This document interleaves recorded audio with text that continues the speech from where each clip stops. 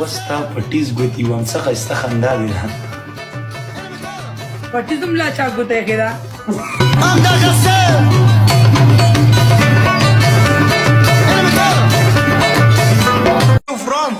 You speak Arabic?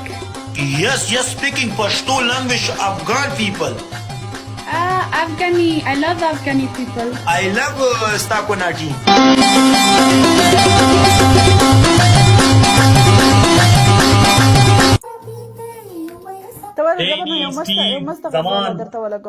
لیلا ډیره ښایسته ده اړه وړې د قربل دی اړه ولې مې پخپا ده